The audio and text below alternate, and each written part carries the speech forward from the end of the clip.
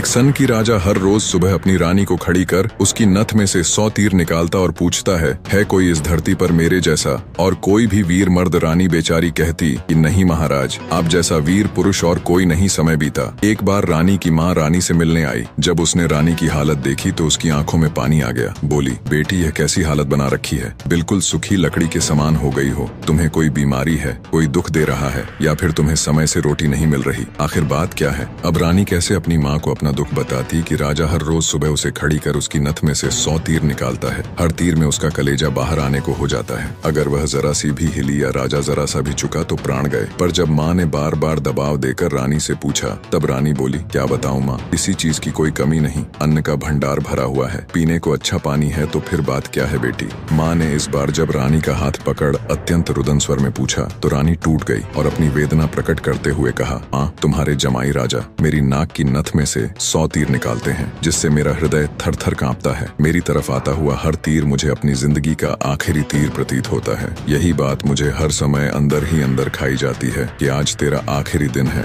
बस माँ, इसी चिंता के कारण कुछ भी खाना पीना मेरे हलक से नीचे नहीं उतरता। रानी की माँ ने हैरान होते हुए कहा, यह तुम क्या कह रही हो बेटी, ये कब हुआ? रानी बोली, माँ यह मत पूछो कब हुआ, ये पूछो कब नहीं हुआ। राजा हर रोज सुबह मुझे खड़ी करके सबसे पहले मेरी नथ में से 100 तीर निकालते हैं, उसके बाद ही अपना दिन शुरू करते हैं। बोली, कुछ बोलते भी हैं? रानी बोली, हाँ माँ, कहते हैं इस धरती पर मेरे जैसा कोई और मर्द है। रानी की माँ कुछ सोचते हुए बोली, बेटी चिंता मत कर, कल वो जब ऐसा पूछे तो कह देना, दुनिया में मर्द बहुत घर नहीं तो बाहर बहुत घर से बाहर निकलो शेर को, स्वा शेर बहुत इतना। कह रानी की माँ अपनी बेटी से विदाई ले अपने घर चली गई। अब रानी को इंतजार था तो बस अगली सुबह का राजा ने सोती हुई रानी को हाथ पकड़कर उठाया और कहा, रानी आ जाओ, समय हो गया। रानी ने सोचा, हे भगवान, बस आज और बच जाऊं, फिर तो जो माँ कहकर गई थी वो बोल दूंगी। और रानी उठकर बाग में जाकर आंख बंद करके अपनी नथ पकड़कर खड़ी हो गई। राजा ने रोज की तरह एक के बाद एक 100 तीर रानी की नथ में से निकाले। तीर निकाल राजा बोला, बोल रानी है दुनिया में मेरे जैसा कोई और शूरवीर मर्द? रानी हिम्मत जुटा बोली, महाराज दुनिया में शूरवीर मर्द बहुत घर नहीं तो बाहर बहुत, आप बाहर निकल के देखो शेर को। सवा शेर बहुत। राजा हैरान होते हुए बोला, ठीक है रानी, अगर यही बात है तो कुछ खाने का सामान दो, मैं जा रहा हूँ बाहर शूरवीर मर्द देखने। मैं भी तो देखूं है कोई मुझसे ज्यादा शूरवीर मर्द। इस दुनिया में थोड़ा बहुत खाने पीने का सामान ले। राजा निकल पड़ा। चलते चलते एक कच्चे रास्ते पर हो लिया। थोड़ी दूर ही चला तो आगे देखा एक आदमी रास्ते के किनारे पर लेटा ऊपर की तरफ एकटक देख रहा है। राजा को बड़ा कौतूहल हुआ। ऊपर की तरफ देखा तो उसे सिवाय सूर्य की तेज किरणों के कुछ दिखाई नहीं दिया गया। जिज्ञासावश उसके पास और पूछा, क्यों भाई, ऊपर क्या देख रहे हो? काना आदमी ने कहा, इंद्र के अखाड़े में परियों का नाच हो रहा है, वो देख रहा हूँ। राजा ने एक बार फिर से ऊपर देखा पर उसे कुछ दिखाई न दिया तो उसका आश्चर्य बढ़ गया। काने आदमी ने ऊपर की तरफ ध्यान लगाए राजा से पूछा, तुम कौन हो भाई और कहाँ जा रहे हो? राजा बोला, मैं मालवा का राजा उत्पल राज हूँ, मैं दुनिया में शूरवीर मर्द देखने जा रहा हूँ। काने को बड़ा कौतुक हुआ। बोला, तो थोड़ी देर मेरी प्रतीक्षा करो भाई। नाचते नाचते एक परी की पाजेब टूट गई है, वो नीचे गिरने वाली है, बस उसको लेकर मैं भी तुम्हारे साथ शूरवीर मर्द देखने चलूंगा। कुछ ही देर में आकाश से छम की आवाज से एक पाजेब नीचे आ गिरी। काने ने उसे उठाया और जेब में रख लिया और बोला, अब चलो भाई मर्द देखने। मर्द कैसे होते हैं मैं भी तो देखूं। राजा के आश्चर्य की कोई सीमा नहीं थी। उसका अहंकार तो यही नष्ट हो चुका था, उसकी हवाइयां उड़ चुकी थी। सोचा कि तू तो रानी की नथ से तीर निकाल अपने आप को सबसे बड़ा मर्द समझता था, तेरे से ज्यादा तो यह काना है। एक आंख से अंधा होते हुए भी इंद्र के अखाड़े में क्या हो रहा है देख लेता है। अब राजा और काना आदमी दोनों एक साथ चल पड़े। मर्द देखने राजा और काना आदमी अभी कुछ दूर ही चले थे। आगे एक नौजवान व्यक्ति धनुष बाण लिए किसी की प्रतीक्षा में बैठा था। राजा ने उससे भी पूछ लिया, क्यों भाई कैसे बैठे हो? व्यक्ति बोला, अपने दोस्त का इंतजार कर रहा हूँ। राजा बोला, कहाँ है तुम्हारा दोस्त? व्यक्ति बोला, मैंने 100 कोस पर तीर मारा है, उसे लेने के लिए गया है। इतना सुनना था कि राजा के पैरों नीचे से जमीन खिसक गई। कहानी को बीच में रोक आपकी जानकारी के लिए बता दूं, पुराने समय में दूरी मापने के लिए किलोमीटर या मीटर नहीं बल्कि तब के लोग कोसों के द्वारा ही दूरी को मापते थे। उस समय के एक कोस का मतलब आज के लगभग 3 किलोमीटर है। तो नौजवान व्यक्ति ने राजा और कांडे आदमी से पूछा, तुम लोग कहाँ जा रहे हो? कांडे ने कहा, मर्द देखने। उत्सुकतावश नौजवान ने कहा, तो भाई हम भी चलेंगे तुम्हारे साथ मर्द देखने, बस थोड़ा इंतजार करो, मेरा दोस्त अभी मेरा तीर लेकर आता ही होगा। राजा बोला, 100 कोस से आज ही थोड़े ना आ जाएगा, उसे तो कई दिन लगेंगे। नौजवान ने मुस्कुराते हुए कहा, नहीं मान्यवर, उसे 100 कोस से जाने और आने में सिर्फ 1 घंटा लगता है। थोड़ी ही देर में एक लंगड़ा व्यक्ति नौजवान के द्वारा छोड़ा हुआ तीर हाथ में लेकर आता है। अब राजा को काटो तो खून नहीं। रानी की नथ में से तीर निकाल खुद को मर्द सूरमा समझने वाले राजा को अब एक से एक बड़े सूरमा टकरा रहे थे। वो जिस बिल में हाथ डाल रहा था वहीं से सांप फुफकार हुए निकल रहे थे। एक काना आदमी जो एक आंख न होते हुए भी इंद्र के अखाड़े में परियों का नाच देख रहा है। एक युवा पराक्रमी नौजवान 100 कोश तक तीर मार रहा है। एक अपाहिज लंगड़ा आदमी 100 कोस की दूरी सिर्फ 1 घंटे में नाप देता है। बोझिल कदमों के साथ राजा अब उन तीनों के साथ आगे चल पड़ता है। चलते चलते वे एक नगर में पहुंचे जहां एक राजा की लड़की का स्वयंवर चल रहा था। स्वयंवर की शर्त थी कि जो व्यक्ति 50 कोस से 2 घंटे में हंसता पान बोल सुपारी ला देगा, उसी के साथ रानी का विवाह कर दिया जाएगा। चारों में से लंगड़ा ही इस काबिल था जो कोसों की दूरी मिनटों के हिसाब से तय कर सकता था। अंततः चारों की सलाह पर लंगड़ा व्यक्ति स्वयंवर की शर्त पूरी करने के लिए तैयार हो गया और शर्त अनुसार हंसता पान बोल सुपारी लाने के लिए चल पड़ा। रानी के स्वयंवर की शर्त अनुसार लंगड़ा व्यक्ति तेजी के साथ उस दिशा में बढ़ने लगा जहां हंसता पान बोल सुपारी का पेड़ था। अपनी दिव्य गति से थोड़े ही समय में वो उस पेड़ के पास जा पहुंचा। उसने सुपारी तोड़ी और अपनी जेब में डाल ली। सोचा अभी तो बहुत समय है, क्यों ना थोड़ी देर सुस्ता लिया जाए। ये सोचकर वह उस पेड़ के नीचे सुस्ताने के लिए लेट गया। ठंडी हवा के झोंकों से जल्दी ही उसकी आंख लग गई। उधर तीनों की समय बीतने के साथ साथ चिंता बढ़ रही थी। 2 घंटे पूरे होने को आए थे, बस थोड़ा समय ही बचा था। नौजवान तीरंदाज ने कहा, इतना समय तो उसे कभी नहीं लगता, जरूर कुछ बात है। काने आदमी ने कहा, रुको मैं देखता हूँ। जब काने ने देखा तो वो पेड़ के नीचे सो रहा था और पेड़ से एक खूंखार जहरीला सांप